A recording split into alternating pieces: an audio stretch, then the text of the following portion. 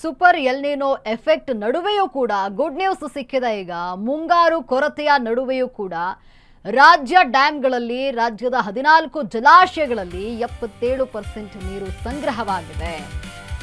Super El Niño effect ನಡುವೆಯೂ ಕೂಡ good news ಸಿಕ್ಕಿದೆ. ರಾಜ್ಯದ 14 ಜಲಾಶಯಗಳಲ್ಲಿ 77% ನೀರು ಸಂಗ್ರಹವಾಗಿದೆ.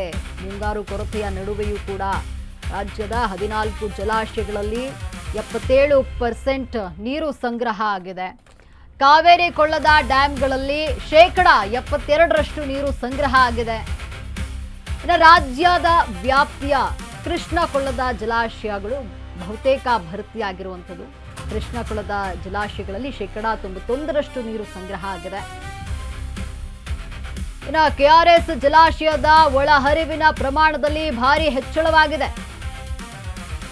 ಸದ್ಯ ಕೆಆರ್ಎಸ್ ಜಲಾಶಯಕ್ಕೆ 17,421 ಕ್ಯೂಸೆಕ್ ಒಳಹರಿವು ಇದೆ. ಆಲಮಟ್ಟಿ ಜಲಾಶಯ ಸಂಪೂರ್ಣವಾಗಿ ಭರ್ತಿಯಾಗಿದೆ. ನಾಯರಾಪುರ ಡ್ಯಾಮ್ ಫುಲ್ ಭರ್ತಿಯಾಗಿದೆ. ಇನ್ನು ಸೂಪರ್ ಎಲ್ನಿನೋ ಎಫೆಕ್ಟ್ನಿಂದ ರಾಜ್ಯದಲ್ಲಿ ಸರಿಯಾದ ಪ್ರಮಾಣದಲ್ಲಿ ಮಳೆ ಆಗಿಲ್ಲ. ಆದರೂ ಕೂಡ ಮುಂಗಾರು ಮಳೆ ಕೊರತೆಯ ನಡುವೆಯೂ ಕೂಡ ರಾಜ್ಯದ ಡ್ಯಾಂಗಳಲ್ಲಿ ನೀರು ತುಂಬಿದೆ. ಅಂದರೆ ರಾಜ್ಯದ 14 ಜಲಾಶಯಗಳಲ್ಲಿ 77% ನೀರು ಸಂಗ್ರಹ ಆಗಿದೆ. ಕಾವೇರಿ ಕೊಳ್ಳದ ಡ್ಯಾಂಗಳಲ್ಲಿ 72% ನೀರು ಸಂಗ್ರಹ ಆಗಿರುವಂಥದ್ದು. ರಾಜ್ಯದ ರಾಜ್ಯ ವ್ಯಾಪ್ತಿಯ ಕೃಷ್ಣ ಕೊಳ್ಳದ ಜಲಾಶಯಗಳು ಬಹುತೇಕ ಭರ್ತಿಯಾಗಿರುವಂಥದ್ದು. ಇಲ್ಲಿ ನೋಡಿ, ಸೂಪರ್ ಎಲ್ನಿನೋ ಇದ್ದಂತಹ ಪರಿಣಾಮವಾಗಿ ಸರಿಯಾದ ಪ್ರಮಾಣದಲ್ಲಿ ಮುಂಗಾರು ಮಳೆ ಸಂಭವಿಸಿರಲಿಲ್ಲ. ಆದರೂ ಜಲಾಶಯದಲ್ಲಿ ನೀರಿನ ಪ್ರಮಾಣ ಏರಿಕೆಯನ್ನು ಕಂಡಿದೆ. ಸರಿಯಾ ಕೆಆರ್ಎಸ್ ಜಲಾಶಯದಲ್ಲಿ 17,427 ಕ್ಯೂಸೆಕ್ ಒಳಹರಿವು ಇದೆ. ಆಲಮಟ್ಟಿ ಜಲಾಶಯ ಸಂಪೂರ್ಣವಾಗಿ ಭರ್ತಿಯಾಗಿರುವಂಥದ್ದು.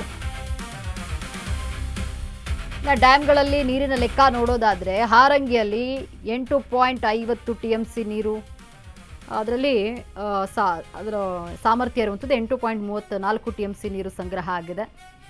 ಇನ್ನು ಒಳಹರಿವು 4,275 ಕ್ಯೂಸೆಕ್ ಇದೆ. ಹೊರಹರಿವು 3,458 ಕ್ಯೂಸೆಕ್ ಇದೆ. ಇನ್ನು ಹೇಮಾವತಿ 37.10 TMC ನೀರು ಸಾಮರ್ಥ್ಯ ಇದ್ದು 30.9 TMC ನೀರು ಸಂಗ್ರಹ ಆಗಿದೆ. ಅದರಲ್ಲಿ ಒಳಹರಿವು 2,210 ಕ್ಯೂಸೆಕ್ ಇದ್ದು ಹೊರಹರಿವು 5,500 ಕ್ಯೂಸೆಕ್ ಇದೆ. ಕೆಆರ್ಎಸ್ನಲ್ಲಿ 17,427 ಕ್ಯೂಸೆಕ್ ನೀರು ಒಳಹರಿವಿನ ಪ್ರಮಾಣ ಇದೆ. ಅದರಲ್ಲಿ 4,514 ಹೊರಹರಿವಿದೆ.